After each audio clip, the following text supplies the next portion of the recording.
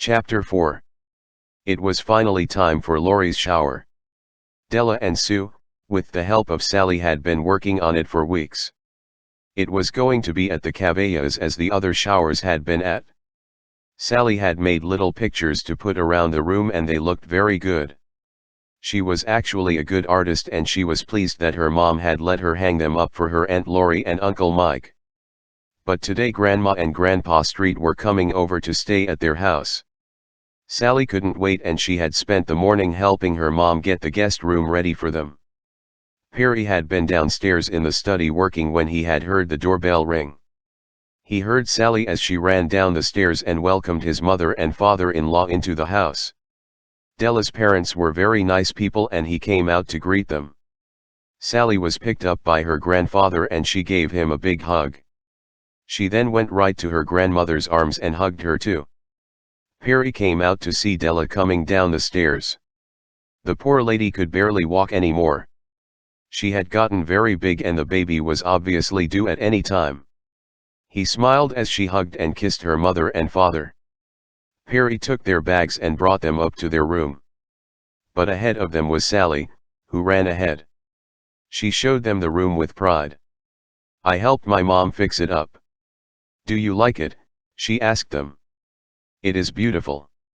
"Thank you, Sally," her grandmother told her. After looking around the room once more, Sally was satisfied that everything had been done right and she excused herself to go to her room and get ready for the party that they were going to have at 1 o'clock that afternoon. As she was fixing her hair, her mom came into the room. Sally could dress herself, but she loved how her mom fussed with her hair and made sure that everything was perfect. Laurie was at home and had a feeling that this was the day of her shower. Della had invited her and Mike to come and eat at the Cavanagh restaurant. But, she would have been hurt if Della and Sue hadn't done something for her. After all, she had the restaurant reserved for 3 weeks from now. That was going to be the day of Della's shower. Sue and she had been working on it on and off for the past couple of weeks. Mike came into the kitchen to find Laurie at the sink. He knew that this was the day of her shower. The room was ready for their baby and he wondered where his parents were. He had called their house phone and gotten no answer. Perhaps they were going to be staying at Della and Perry's house. Mike's parents had been offered a room at the Mason household, but had declined. It was not that they did not like the Masons. As a matter of fact, they were very fond of them, but they knew that Della was pregnant also and that they had just adopted a little girl. They also knew that her parents would be staying there and they thought that it was just too much to ask. As Della and Sue fixed the banquet room up for the shower, Sally proudly hung her pictures. Perry and Paul held things and reached things that Della and Sue couldn't reach, and by 12:30 everything was ready. People starting arriving just 10 minutes later and there was a big crowd. Everyone was excited about the little Drake baby and Paul Jr. and Sally showed her off proudly. The shower was a big success and everyone had a good time. That day Eric was home. He was technically free but he was out on bond and he could not leave the city. Someone had murdered his brother-in-law and he was determined to find out who. It was a terrible time for him and his wife. She had just lost her brother and they would be going to the funeral home on Monday. Paul got home from the shower tired. He helped his wife get the baby into the nursery and gave something for Paul Jr. to eat. He was going to take a short nap and then get ready for this evening. He was going to watch The Home of Tammy Wilson. She was going to be Brian's partner in the business.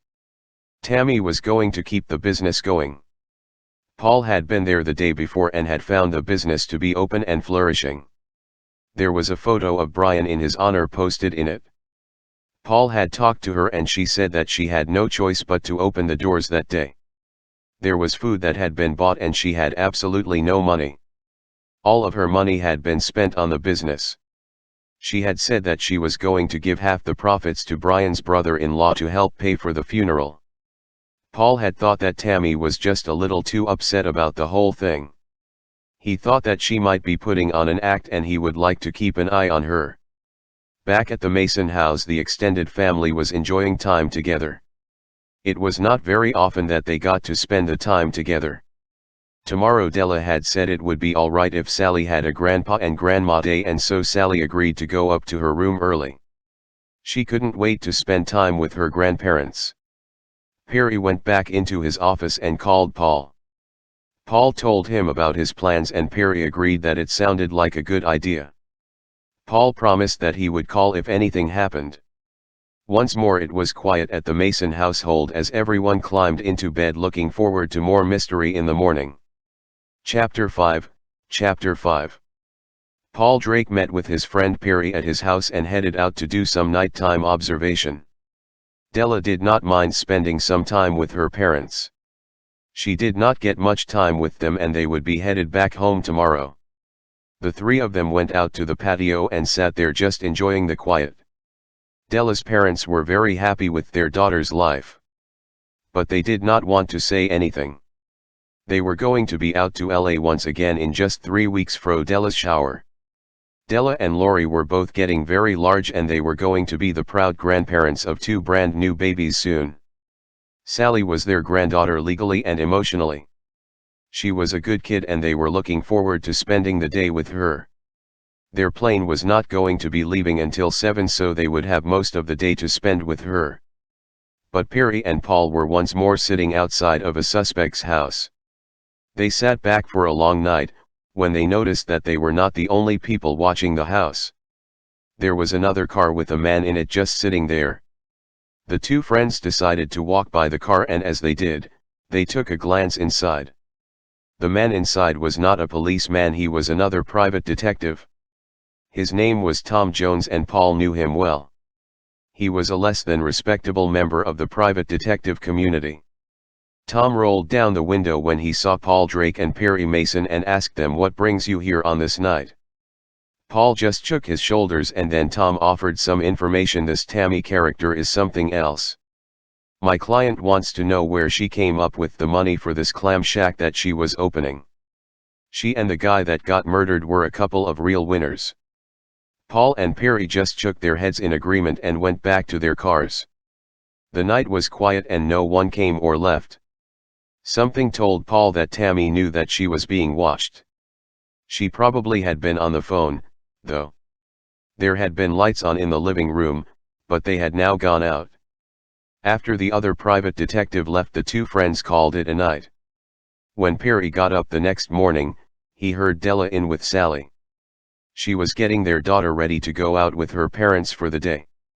Sally was very excited and was going to show Grandpa and Grandma the new mall that was just down the street.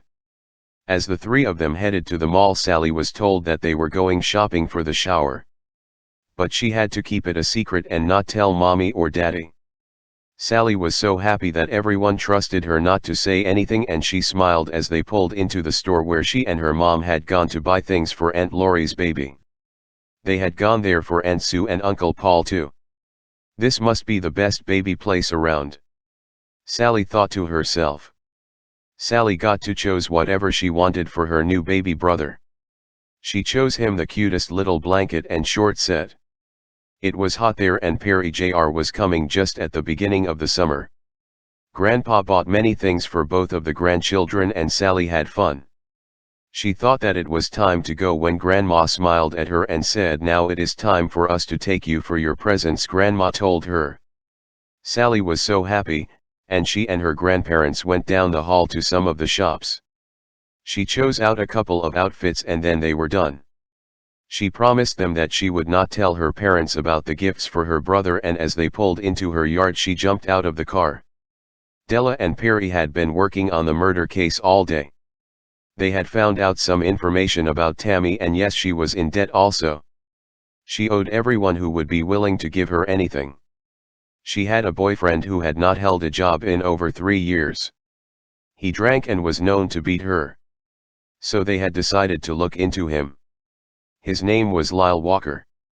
He was 31 and was known to hang up at some of the less than respectable bars in town. He liked his women and liked to gamble. He and another woman, Lisa, were known to be seen together on many nights. He was cheating on Tammy, there was no question about it. When they heard the sound of the kitchen door opening, Perry and Della got up to see Sally and her grandparents coming in the door. Della smiled at her parents as she gave Sally a hug. Sally showed them what her parents had bought her and Della smiled. Her parents were spoiling Sally, but that was all right. The three ladies went up the stairs and put the new things away. But it was time for Grandma and Grandpa Street to leave for the airport. Everyone said goodbye and the Mason household was quiet once again. After Sally went to bed, Perry and Della went to work in the study once again. Tom Jones had been watching Tammy and was once again outside of her home. That was when he saw Tammy leave in a hurry. As he followed Tammy, she went straight to a bar. There she went inside, he followed her and took a seat at the bar. He could see Tammy in one of the booths arguing with a woman. It was Lisa, the woman that Tammy's boyfriend Lyle had been cheated with. With no warning, Lyle showed up and he waked right up to the booth. He grabbed Tammy and took her right out of the bar. Tammy left in tears and Lyle went back into the bar and took a seat at the booth. The two of them, Lyle and Lisa, started to make out right there in front of Tom. With that, he decided to go back and watch Tammy's house again. But before he could leave the bar, Tammy came back into the bar and threw many items at Lyle, who was still at the booth, and ran out. Lyle laughed and went back to making out with Lisa.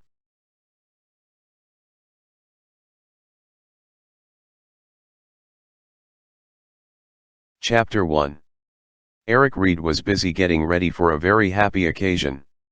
He had always wanted to be a professional photographer, and 5 years ago he had gone to Hallmark School of Photography. He now had a job that he liked, and today he was going to do photography for the famous lawyer Perry Mason and his wife.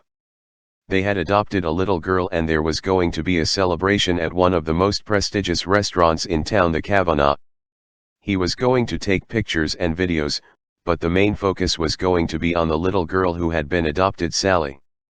He was bringing his wife along to help him, as the job was going to be so large. Meanwhile, Della had gone to Laurie's house to work on the surprise party. She had never realized how hard it was to hide something from an inquisitive little girl. Sally was smart and always wanted to know what was going on in the house. Even with her working in the office, it had been hard to keep things quiet. But today Daddy had told Sally that they were going to have a daddy-daughter day, and Sally had been very happy about that. They were going to be going swimming and Paul and his son were coming over. She kissed her mom goodbye and went to the den to be with her dad. Sally loved her daddy and the feel of him next to her. She hugged him and then sat back to watch a cartoon. That was when she heard the doorbell ring. Sally jumped up to answer the door and let her Uncle Paul and her friend Paul Jr. in. She was a little disappointed that the baby wasn't coming over, but her dad had explained that when babies are first born they need to stay at home for a while. He told her that Aunt Sue needed to get a lot of rest too. So she was glad that her friend Paul could come over anyways. The two friends went into the backyard and the dad sat out on the patio to keep an eye on them. As Della pulled into the house that had once belonged to her, she thought of how she missed it sometimes. The house was a small home, but it had been her and Laurie's home for about 5 years. As she got out of the car and reached into the back seat to get some things, Laurie came out to help her. Mike had been in the back when Della had pulled up. He hurried out to help the two sisters. They were both now very pregnant and he did not want to have anything happen to them or their babies. Della had all kinds of things for the party and there was going to be a large crowd. She had invited a few of Sally's school friends and a couple of friends from the neighborhood. She had been careful to make sure that there was going to be boys there. For Paul Jr., she did not want him to be the only boy. Her parents were already here and were so excited to meet the little girl. Dave, Perry's brother, had come in the night before, as were Perry's mother and father. Dave had met Sally, but her mother and father-in-law had not, and they were looking forward to meeting her very much. As Laurie and Della got the party favors ready, they laughed and joked. Sue insisted on coming over and the baby was there in the kitchen sleeping peacefully next to them. Both Laurie and Della could not wait for their babies to be born either. But they did not have long to wait, and right now they were celebrating the adoption of Sally. The two of them worked on everything for the entire morning. They talked to the manager at the Kavanaghs and everything was all set for the next day at 1. As the day wound down they called the guys and everyone decided to come over for a barbecue.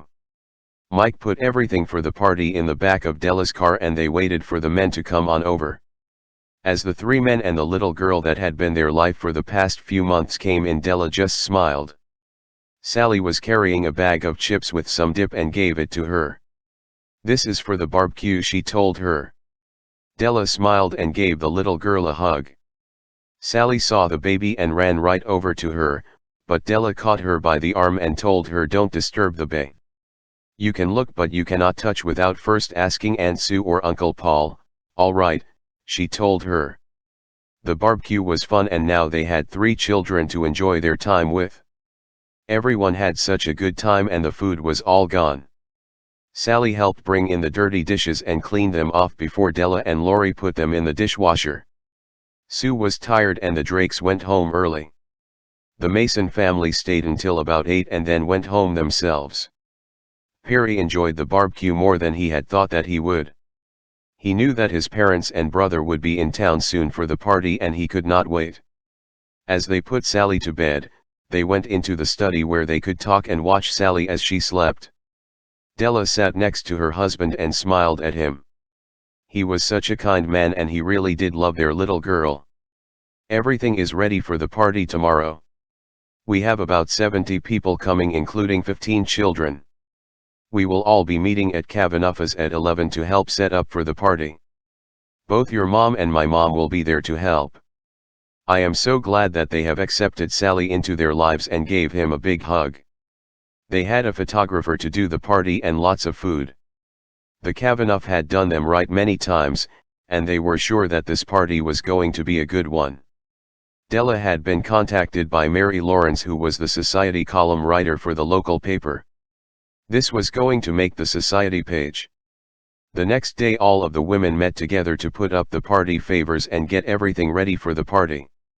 They hung streamers and took a look for the first time at the large adoption cake. It was going to be a lot of fun. Perry's mother and Della and Lori's mother both worked hard and helped out a lot.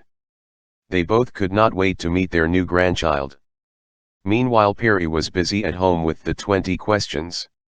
"Why isn't mommy home? Do I have to wear a party dress? Are we going to the Kavanagh without mommy? Where will we meet?" she asked.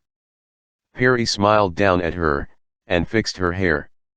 "So many questions and such a little girl. We are going to have lunch at the Kavanagh and yes, mommy will be there. Now, come on, we don't want to be late."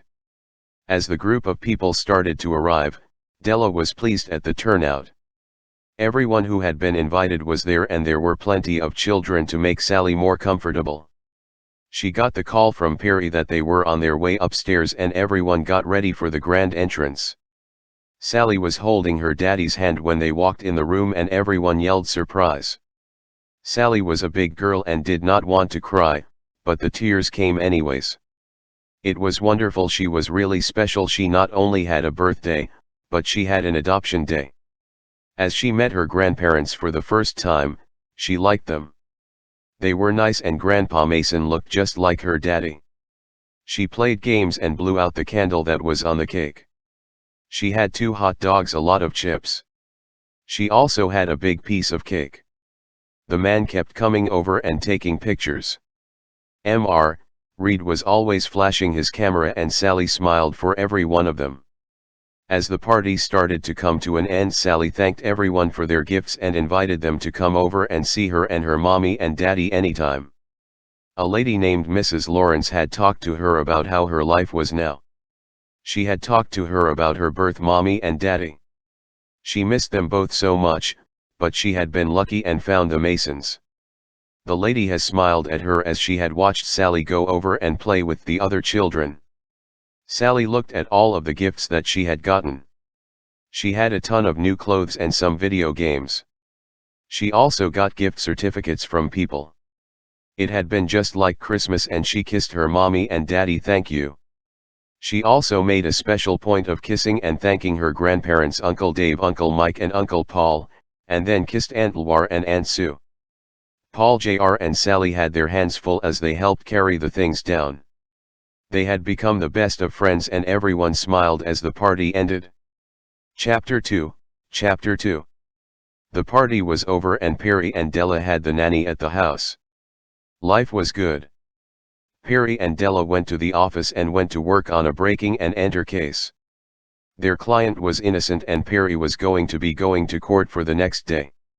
There were many briefs to be filled out and preparations made for the presentation to the jury. The jury had been chosen this past week. It consisted of 4 women and 2 men. Perry Mason was sure that he could prove that his client was innocent. There was never enough time for him to cover all the cases that he was requested to cover and his days were always full. Reid was working at his home with his photography equipment and the pictures that he and his wife had taken at the adoption party. He had done lots of parties for all kinds of things, but this party had been the best.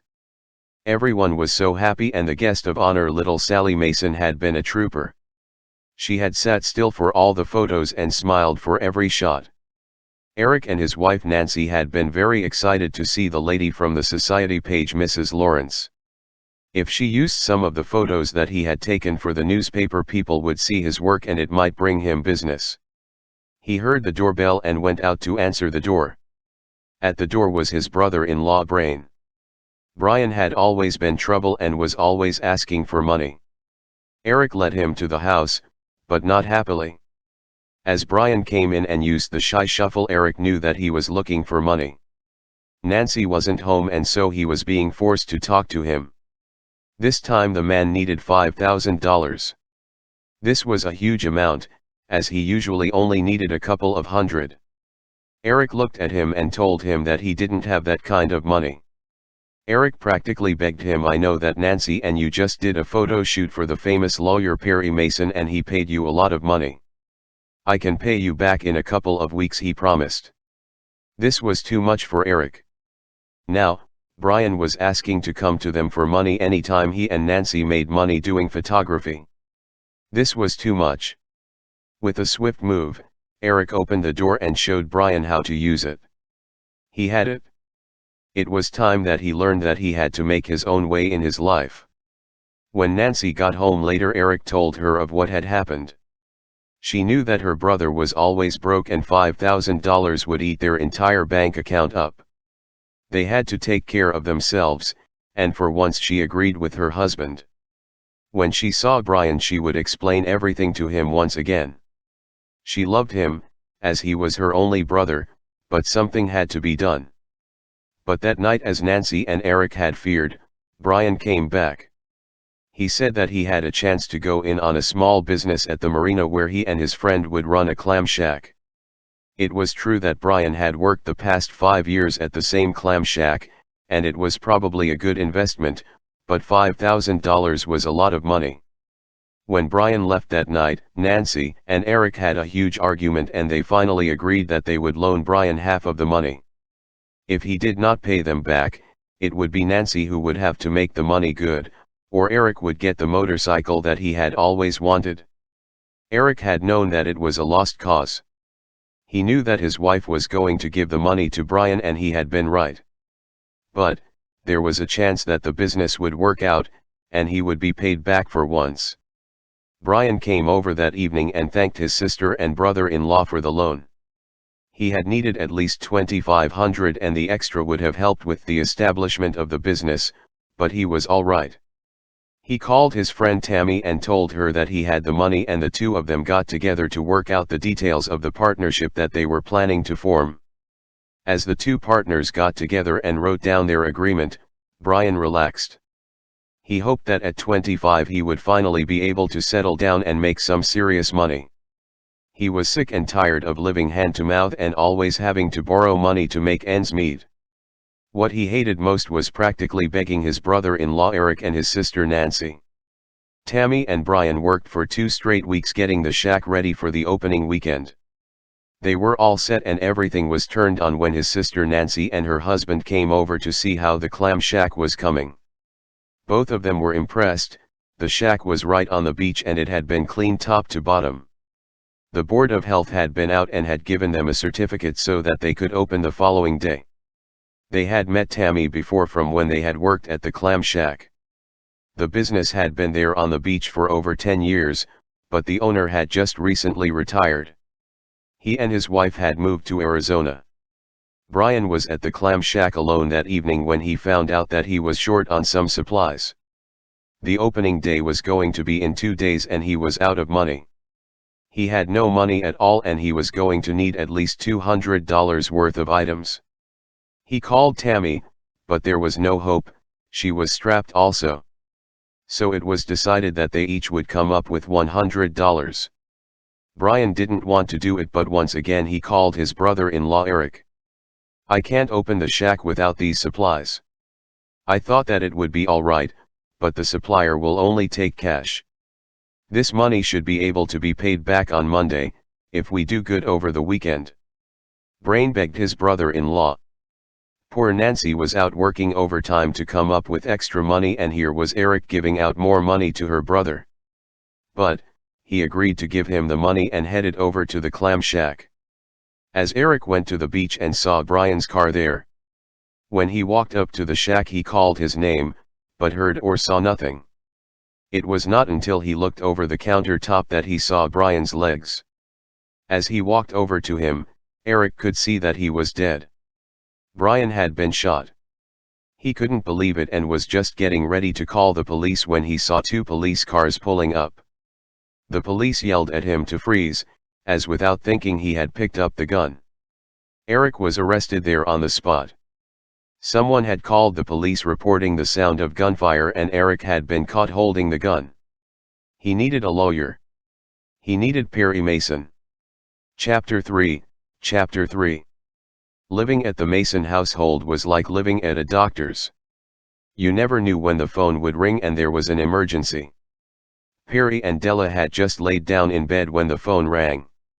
It was the answering service. Eric Reid, the man that they had used for a photographer at Sally's party, had been arrested for murder. Perry got right up and headed to the too familiar police station to see what had happened to make the police think that Eric had killed a man. He did not know Eric very well, but he had been highly recommended by a friend of his and his work had been excellent. As Perry came into the interrogation room he saw Eric sitting at the desk. He looked tired, and confused. Perry Mason took a seat and asked him to tell him everything. Eric had never been inside a police station and was very nervous. He told Mr. Mason about the loan that he had given his brother-in-law and how he had needed a little more money and that he had gone to his brother-in-law's new restaurant to give it to him. He had not seen or heard anyone as he came, and he had found Brian lying behind the counter. Foolishly he had picked up the gun, and that was when the police came. Perry thought for a few moments and told him not to say anything at all to the police unless he was in the room with him. "There will be a bail hearing in the morning and I will be there. Don't worry," he told him.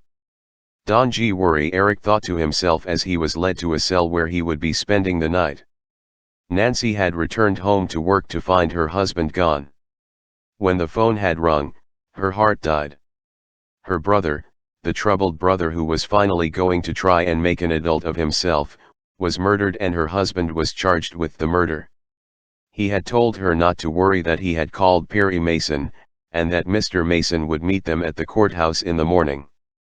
It was after midnight when Della heard the sound of Perry's car pulling into the driveway. She had not been able to sleep and knew that they had a lot of work ahead of them. She had already done everything that she could do to prepare for court. It was now time for Perry to do his job. As Perry came into the kitchen, Della was there with a passionate kiss and a strong cup of coffee. He was tired and wanted to go to bed, but he had to get ready for court in the morning. He held his wife for several long moments and then took the coffee with a smile. The two of them started to go into the study when a knock came on the door. It was their friend Paul Drake. Della had called him and he had been over at the crime scene looking to see what he could find out. Della and Perry went with him to the study where they could discuss everything that had happened that night. The study was on the other side of the house, and Sally would be less apt to be woken up if they talked in there. As Perry took a seat behind his large oak desk, he saw that Della had been very busy. She had called Paul and filled out all of the necessary papers for court in the morning. He looked up at Paul and asked him if he heard anything while he was out at the beach. Paul had taken a seat in front of his two friends and took out his trusty notebook. They did find one person who had been out walking their dog around the time of the murder. Her name is Geraldine Mockler. She said that she heard two people arguing. She did not see anything, but it was two men. Also, the gun belonged to Brian. He had just bought it a few weeks ago. Right now I have some men looking into Brian and what he was up to before he went to his sister and brother-in-law to borrow the money. Good, Paul, thanks for the information. Perry told him. I think that this could be a tough case. Paul told him. The next morning Sally came down to the breakfast table in high spirits. She was the breath of fresh air that the Mason household needed that morning. Jen the nanny was making bacon and eggs and smiled at her as she came in. Perry and Della had been up most of the night working on the new murder case and were glad to have breakfast ready for them. This morning Jen was going to be taking Sally to school, because of court, and as they said their goodbyes Della felt a moment of loneliness. How Sally has affected me. Now for Perry Jr., she thought as she put her hand on her now large and protruding belly. As the three friends met at the courthouse they saw Eric's wife Nancy. She looked as if she had not slept much the night before either. Della put her arm around the lady and told her not to worry. We will find out who the real murderer is and get justice for your brother and your husband. It was all that Nancy could do not to start crying again. She had spent the entire night crying, but she smiled at Della and walked up the stairs to the courtroom. Nancy looked around at the cold-feeling courtroom.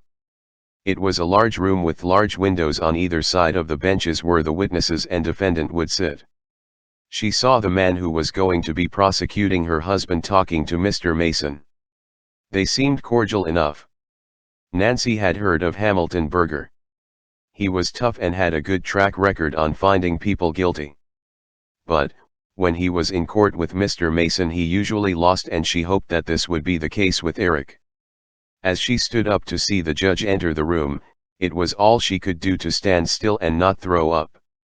The court lasted a short time, just over a half an hour, and Eric Reid was granted bail, but Nancy would need to come up with $100,000, and she did not know where to go to find it. Perry Mason smiled at her, and told her, go to the bank, I am sure that they will give you the bail money if you use your home as collateral. Nancy went to the bank, and with some promises and her mother putting up $20,000, Eric was a free man on bail. With his friend Perry at his house and headed out to do some nighttime observation.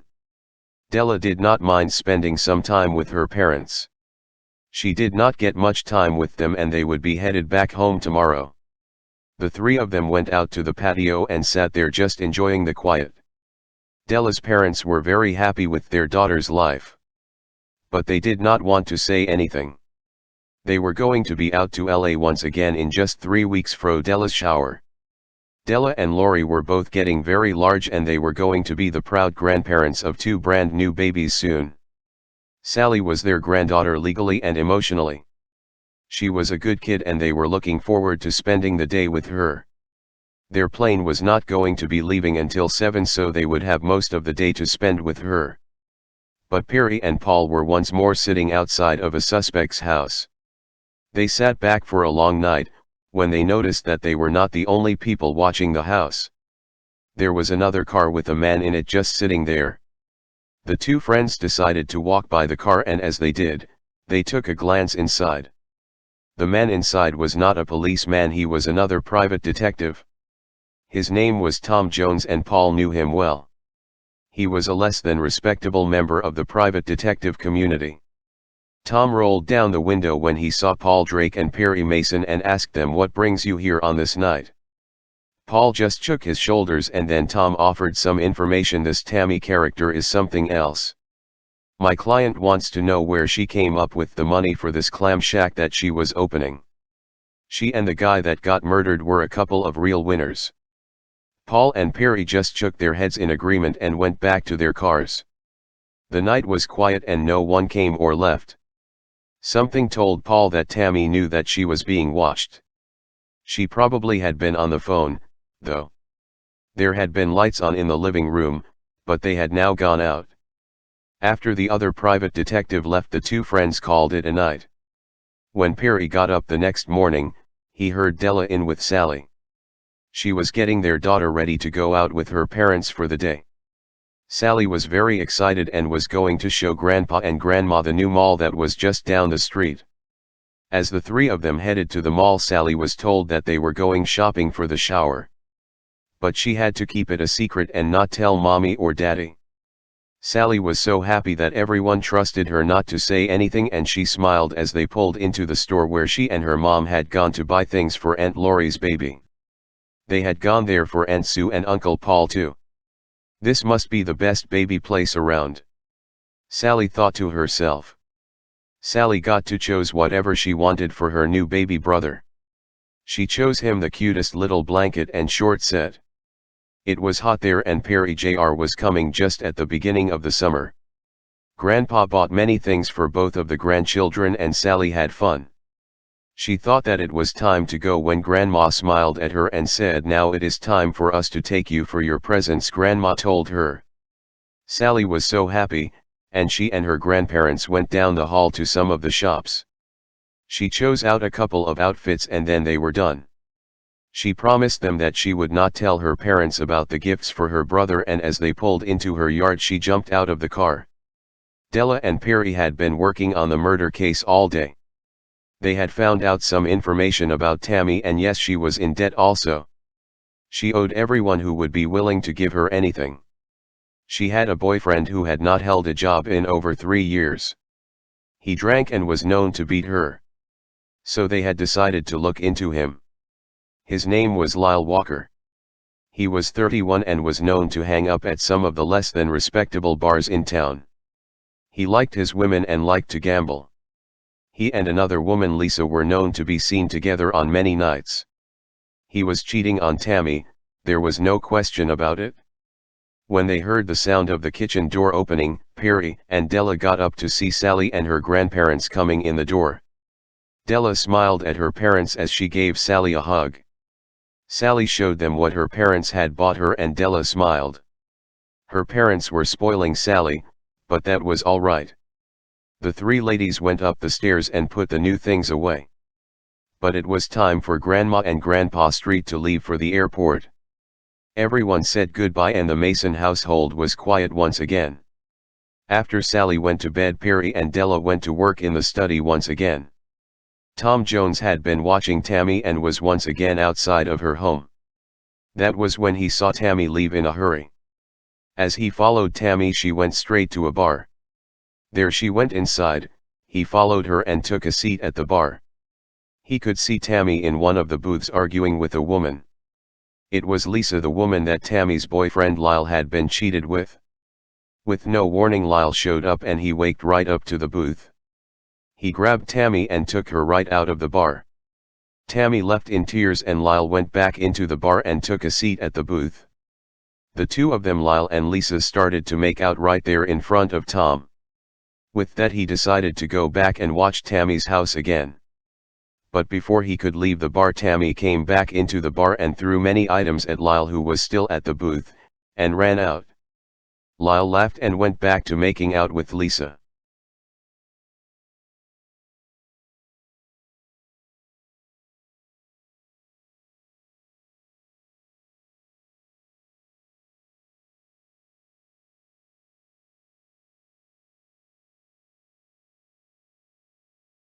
Chapter 6. This was some great stuff, and Tom knew that Paul Drake was good for a chunk of change for this kind of information. He called Paul, who agreed to meet with him. With the exchange of $50, Paul was told what had happened at the bar. As soon as Tom left, Paul thought that it would be a good idea to go back to Tammy's house, and then thought twice. No, he thought that he would go over to Lisa's house. He had her name and address now and was curious as to where Lyle was spending the night. Paul waited outside of the home and watched as Lisa went into her house alone. He was thinking that perhaps Lyle had gone back to Tammy's when Lyle pulled up. Lyle walked up to the house like he belonged there and knocked hard on the door. He was yelling at Lisa to let him in, and the lights came on in many of the apartments at the building. Lisa did not answer the door. That was when he saw Lyle on his cell phone and could see that he was making several calls, and by the anger on his face, no one was answering the phone for him. Lyle sat in the front of the house for over an hour before leaving. Paul followed him over to Tammy's house, where the door was not opened willingly for him either. He sat in the driveway waiting for morning, Paul thought. Paul stayed at the home and watched the house, where there was no movement at all. But when morning came, Tammy must have seen Lyle's car in the driveway because the police showed up at their house just after 7. They made Lyle move on. He argued with them that this was his house, but he was not on the lease and he had to leave. Paul followed the man to a local bar and went into the bar with him. The bar was a real dive and one of the few bars that opened at 8 in the morning. Paul took a seat at the bar and watched and listened as Lyle ran his mouth about his girl and how she had kicked him out. "The bitch got mad at me after all that I have done for her. If it wasn't for me, she wouldn't have a business or a place to stay. I even got rid of her partner for her," he bragged. Paul almost gave himself away with that remark. He nearly spilled the drink in his hand. Was this a confession? Did he murder Brian Marcus? But Lyle kept on bragging that he had a fight with Brian at the clam shack that night and the guy was scared stiff of him. He had read in the paper the following day that someone had killed him. Someone had done him the favor he left. So it appeared that Lyle might not be the murderer, but Paul wasn't sure. He could have realized that he was bragging in front of strangers and backed off. Paul turned to him and said, "Is that the murder of the guy at the clam shack?" "I heard about that." Paul was hoping that Lyle would give him more information. Lyle turned and smiled at him. "Yeah, my gal is his partner, or was. He was a jerk and owed everyone including Tammy money. The two of them were always fighting, acting as though they were the ones who were married or something. He was nothing to me," Lyle bragged to him. Paul had wondered if Brian had owed Tammy any money, and now he knew. He was going to have to look into that a little further. But, he watched as Lyle left the bar and walked down the street to a dive of a hotel. Paul watched as he got a room from the desk clerk. With that, Paul gave Perry a call. Perry had just gotten into the office when Della had answered the phone. It was Paul, and he told him of what had happened that night. Perry was under the same thoughts that Paul had. He didn't disregard Lyle totally as a suspect, but he was interested in Tammy and her problems with Brian, the man that was going to be her business partner. As Della and Perry discussed what Paul had found out, Lori had gotten up not feeling very good. She was not in any pain or anything, she just felt a little drained. As she took a seat at the kitchen table, she thought about the baby that was now overdue. She hoped that her not feeling good was a sign of things to come, when without warning her water broke. She ran to the bathroom to take care of herself and called Mike. Michael Jr. was on the way. Mike had just arrived at work that morning and headed straight home. He did not want Lori alone and wanted to be there for the whole birth experience. Lori called the doctor and they told her to wait until the contractions started and were less than 5 minutes apart if she could. But, labor should start soon. Della had just taken her seat at her desk when Lori called her. Della was so excited and she told Lori to keep her posted. Della went into Perry's office and told him the news. Perry was glad to hear that he was soon going to be an uncle. Della called Jen, their nanny, to let her know that they might not be home at the regular time that night. She told her that Lori's baby was on the way, and then Della sat down to work. She was nervous and not getting much done. When Lori called, she was on the way to the hospital. Della could not concentrate on her work, but knew that Mike and Lori would let her know as soon as the baby was born. Perry and Della had a lot of work to do, and with the information that now had, they were waiting anxiously to hear from Paul also. As they closed the office that evening and went home, Sally was waiting anxiously to hear anything about the baby. Della explained that sometimes having a baby takes a long time, and she promised that Sally would be one of the first to know when little Mike was born. Perry and Della worked in the study and it was just a little after 10 when the phone rang. Michael Jr. had been born. He weighed in at 8 pounds 10 ounces and was 20 inches long. Lori sent her a picture of her holding the baby to her through her phone. Della and Perry hugged. They were an aunt and uncle and soon would have a baby of their own. Della and Perry knew that Sally was very anxious about the baby and so they each left the studio together to go and tell her the news. They found Sally in the family room with her nanny Jen playing a game. As soon as she saw her mommy and daddy, she asked, "Is the baby here? Did Lori have the baby?" Della smiled at her little girl and took out her phone. She showed Sally the picture of Michael Jr. and Lori at the hospital. Sally yelled, "Yippee! When can I go and see him?" Della smiled at her little girl and said, "Lori will be home in a couple of days and then we will all go over together." "But," Lori said, "that you could call her tonight after supper." "Okay," Della told her. "Yes. Thank you." Right after dinner Sally called Aunt Lori and Uncle Mike. She was such a kind person. She asked how her aunt was feeling and how was the baby. "I promise as soon as you get home I will come over and help take care of him. Babies are a lot of work," Sally told her. Lori had to laugh. Sally was a real young lady who really would do what she could to help. She thanked her and looked down at the baby in her arms. She was so proud of the little tyke. Sally drew a picture for the baby and Aunt Lori and Uncle Mike. She was a pretty good artist and she put the drawing in a notebook so that it would not get damaged. Della smiled at her little girl.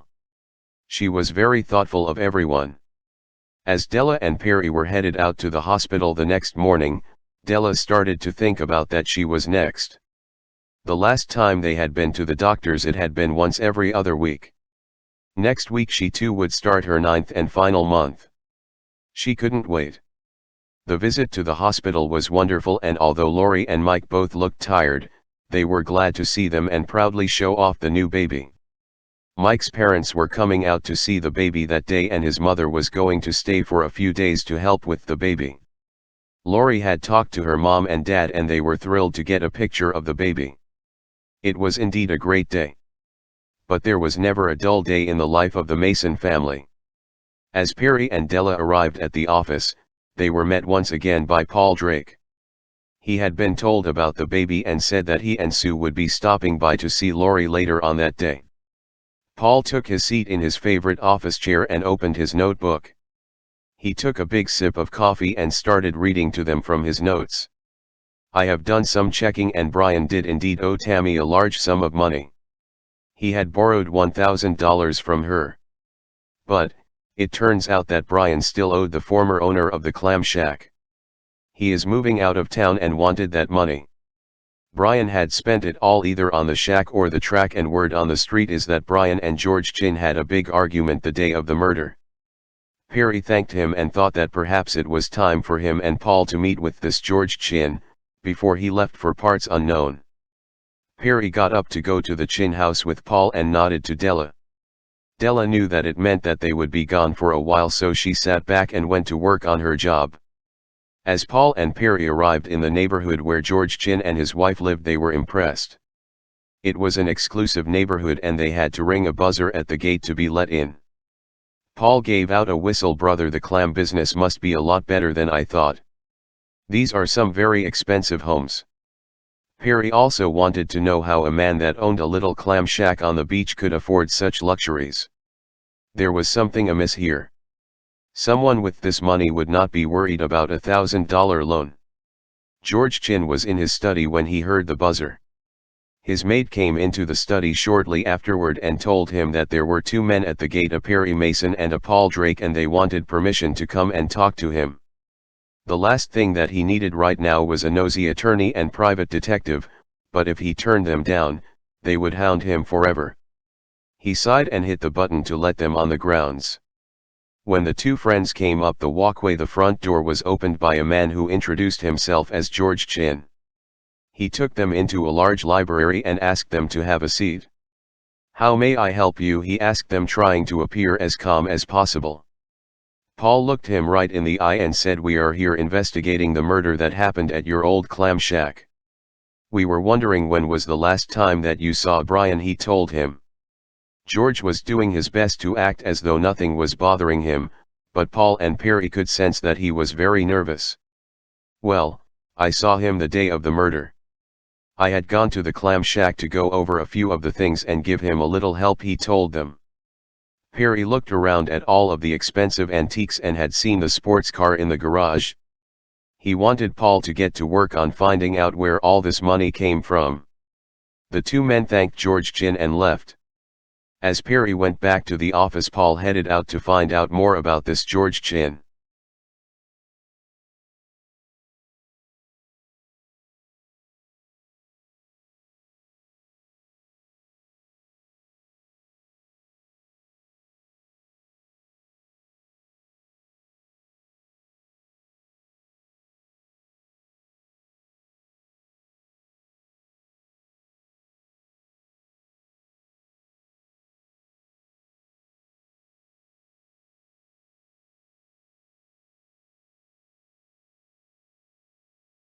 Jake was not a man to take lightly, and Perry Mason was a brilliant lawyer and man.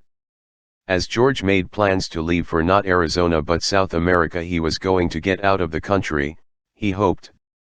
He had started his company very naive, and although he had been in business for years, his computer business had gone through the roof. With the advancement of social media and some wise investments, he had become a multi-millionaire overnight. But then the competition had started to get to him, and he was not doing as well as appearances would indicate. On a trip to Central America, he had been asked to make a small delivery. He knew it was drugs, but they just gave him a package. He had delivered it, and then he had gotten deeper and deeper into things. George was sure that the federal government was going to be picking him up soon. Then this pesky murder. He had nothing to do with it. He had just about given the business to those two people. Now he was being forced to make quick moves, and he was worried about what was going to happen to him. He was the fool that had delivered drugs, and he was the fool that had spent all that money, and now he was the fool that was going to have to pay, he thought to himself. Ryan Black was the man who worked for Paul Drake. He was busy looking into things and had come across the talk that George Chin had been involved in drug trafficking. He also found that there was a second and a third mortgage on his house, and Mr. Chin was broke. The next morning at the Mason household, Lori got her sister and family to go to the cabin once again. Everyone knew that this was her shower, but Perry and Della acted very surprised. The shower was wonderful, and Della was thrilled to see her parents and Perry's parents there. Dave came, and this time he had not stopped at their house first. They wondered where he had stayed. The shower was a big success. Now to finish this investigation and to find out who the murderer is. Perry thought to himself. The date was now May 8th, and the baby was due in 13 days. As the shower wound down, Paul told Perry about what his man had found out about George Chin. "He is still digging and will get back to me as soon as he hears anything," Paul told him. The shower over and everyone happy, Perry's and Della's parents all came back to the Mason home. The shower was still going on, it seemed. Everyone from the family showed up, and they had a great time together. Everything was good at the home of the Masons.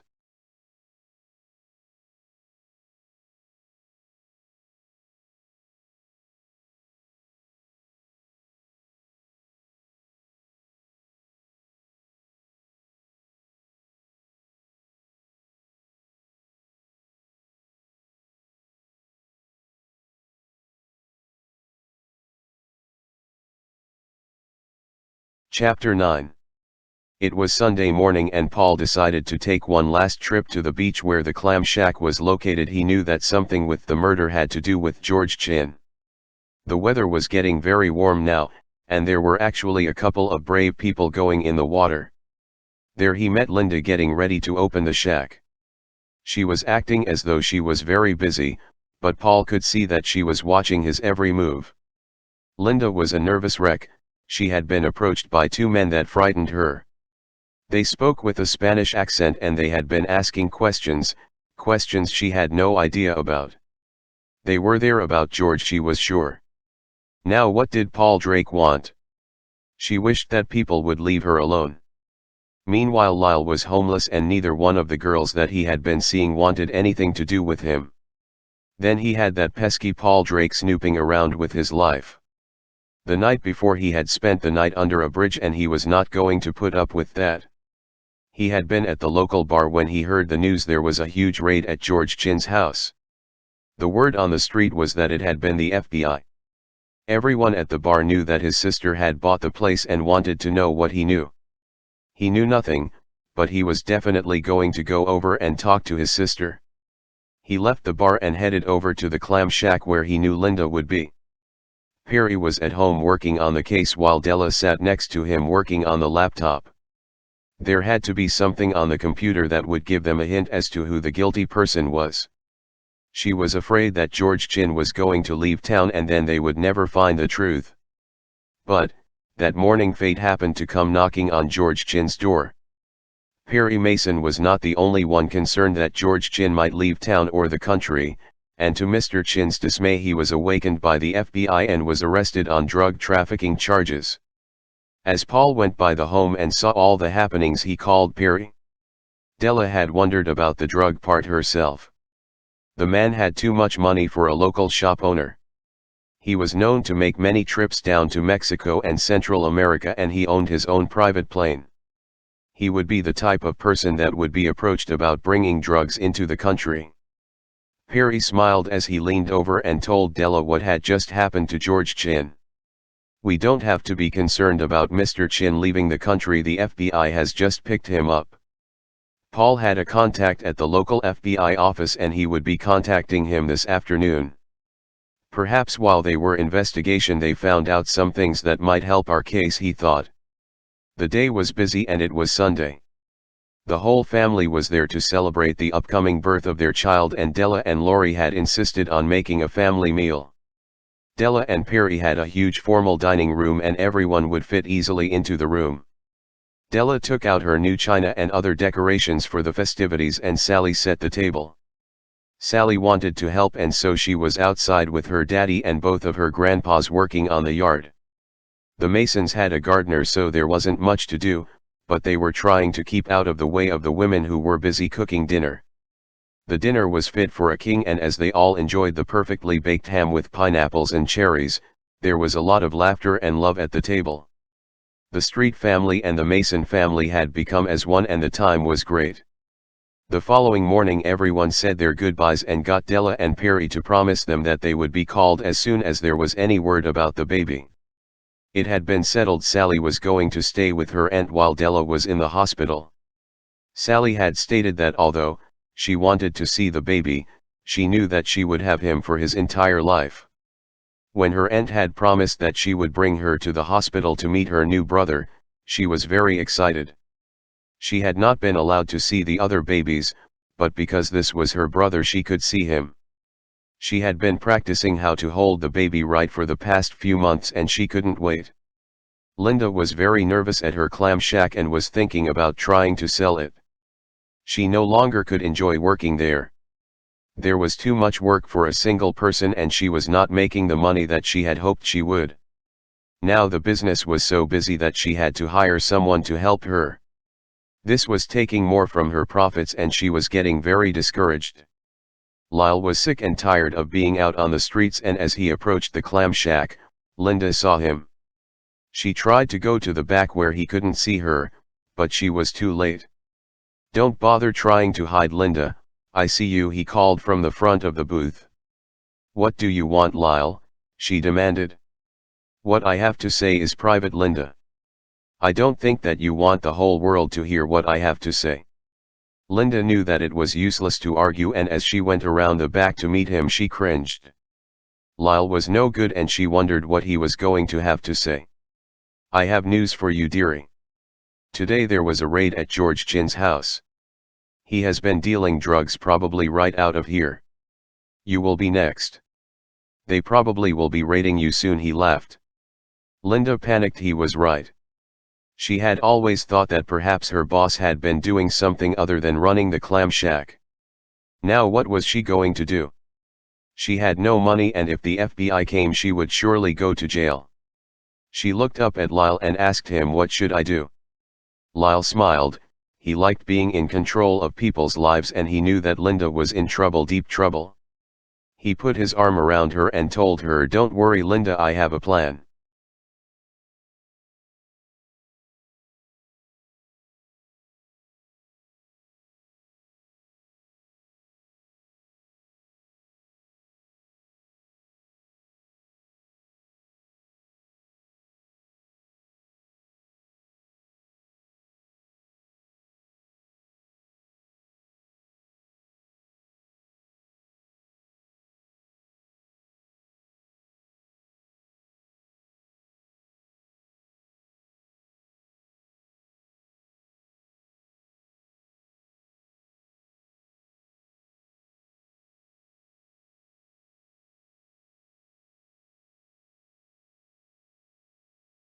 Everyone had gone home and the Mason household was finally back down to just 4 people.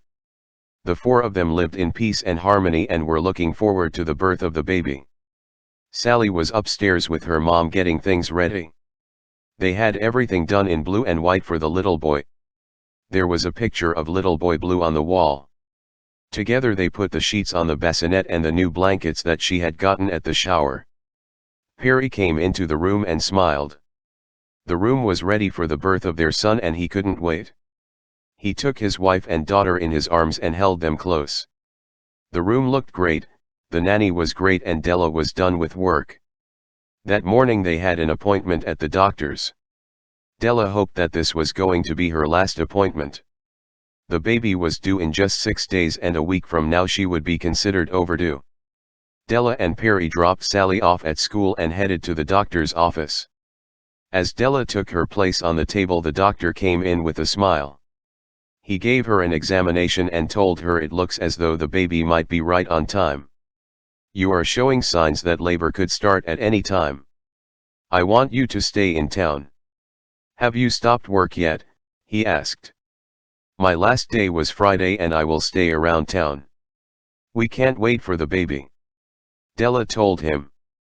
As Perry left Della at the house, he was very nervous. You give me a call if you feel anything. I don't like leaving you, he told her. I am not going to be alone. Jen is here and Lori and little Mike are coming over this afternoon, she told him. When Perry left, Della called Sally's aunt and let her know that the doctor had told her that she could go very soon. Michelle Jones was at home thinking about her niece Sally. She missed her and her mother and father.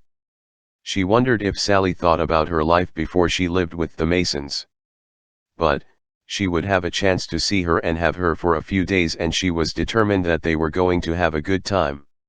She was going to have her nephew over to see her too. She couldn't wait to see her. After all, it had now been almost 3 months since Sally had taken the last name Mason and she had agreed to an open adoption.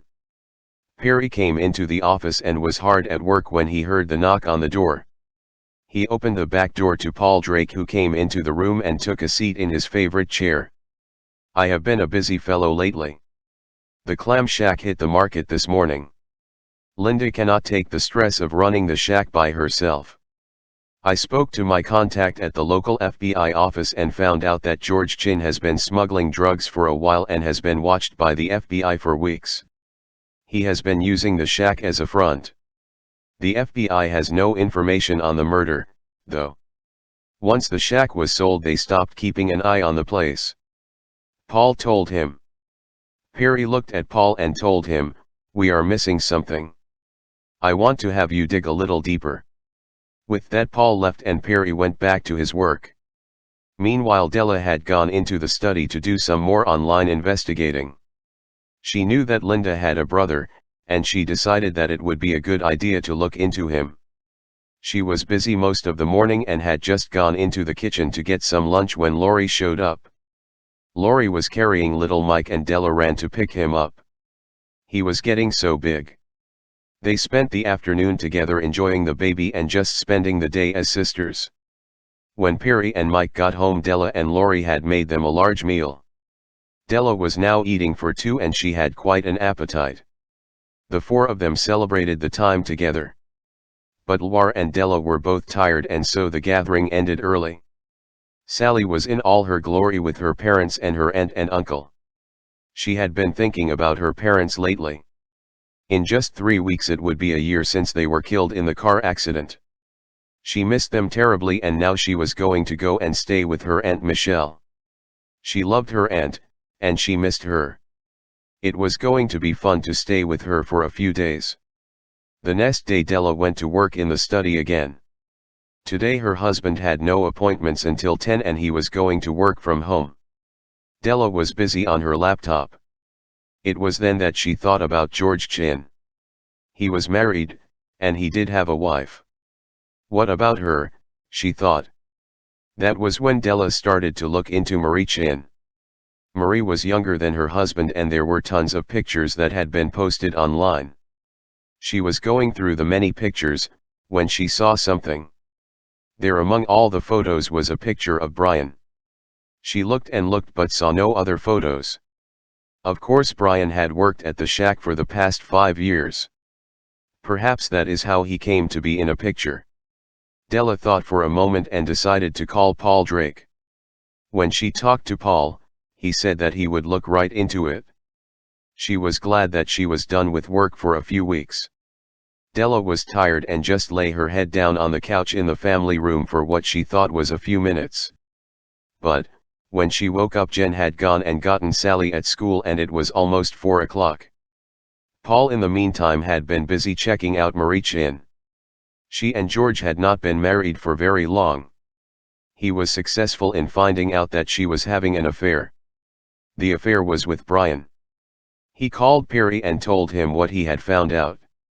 The two men went over to the Chin home and this time were let in by Marie. The two men spoke to the lady who was on her way out of town then. They saw the suitcases in the hallway. Perry knew that she was the murderer then. He approached her with a kind face, but firm. "Mrs. Chin, we have found out that you and Brian were having an affair." He was trying to break it off. "Tell us what happened that night." Marie Chin knew that the men in front of her knew what she had done. The guilt had laid heavy on her and she was sort of glad to admit the truth. She spoke slowly and quietly to the men in front of her. "I went to the clam shack to bet Brian to take me back. I was willing to give him all the money he needed and anything to keep him. But he would not listen. I remember pulling the gun and hearing the shot, and then he was lying there on the ground. I didn't mean to do it," she cried. Perry picked up the phone and placed a call to LT Trag. He then headed over to the Reid home and let them know that Eric was free and that Marie was the murderer. Eric and Nancy were very thankful and glad that the real murderer had been found. But, they thought of Brian and how he had lost his life over something as silly as an affair. That night when Perry got home he told Della what had happened. He was going to be in court to get everything dropped against Eric and the case would be officially closed. That evening the two of them got everything ready for the court and went to bed late once more. The next day Perry went to court and took care of any charges that were remaining in the courthouse against Eric. It was a mere formality and Eric was released by 11 that morning. He thanked Perry for his help and once more an innocent man went free. Della was very sleepy that day and could barely find the energy to get up. She couldn't figure out what was going on. After Perry went to work and she brought Sally to school she went back to bed. When she woke up it was after 11 and she heard the kitchen door open. It was Perry. He had come home for lunch. He was worried about his wife. She seemed very tired and the baby was due tomorrow. They ate their lunch together, but Della didn't have much of an appetite. She was excited that another case had been solved. Marie Chin had never even come into their thoughts until yesterday. She was nearly overlooked. Perry had wanted to stay with Della that afternoon, but she insisted that he go back to the office. She promised that she would take it easy and Jen was there anyways. That afternoon Sally had Girl Scouts. Everyone wanted to know about the baby and everyone said how good Della looked. Della didn't feel as though she looked good. She was very tired and was glad when the meeting was over. That night Della was not in the mood for cooking and ordered Chinese food out. When Perry got home he was surprised to see the boxes with the food in them that had just been delivered to the house. The four of them had a good supper, but once again Della didn't eat very much. Sally was abound with stories of what happened at school and Girl Scouts. But she even senses that her mother wasn't acting normal. The Mason household went to bed early that night. It was around 2 that morning that Della felt the first tinge. It wasn't much, but it woke her up. She had gone into the bathroom when her water broke. It was time to wake Perry. Della turned around to go into the bedroom and nearly ran into Perry. He saw and got excited. He gave the doctor a call and they were told that they could come to the hospital at any time. But Della knew that it was going to be a while. As the hours went by she was unable to get much rest. But when it finally reached 6 in the morning and they could hear Jen and Sally stirring, they went downstairs and told them the news. Sally was so excited. She was going to be an older sister today. Yeah. As Della took a seat at the table, she watched everyone eat. She was not hungry at all. The pains were starting to get a little more frequent and she thought that they were getting harder. After breakfast Della called Lori and her parents. Lori said she would call Sue and let her know. Perry called into the office and had them cancel all of his appointments. After Sally went to school they called Michelle. She said that she would be picking up Sally from school. Della decided that it was time to head to the hospital. Her bag had been packed for days.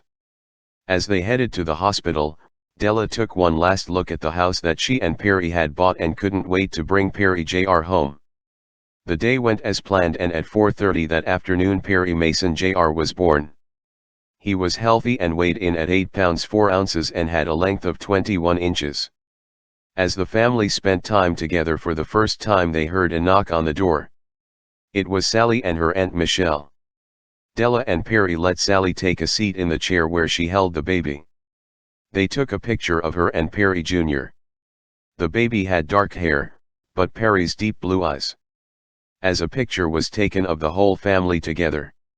Everyone came and saw the baby and on the 23rd of May baby Perry and family went to their new home to start a new life.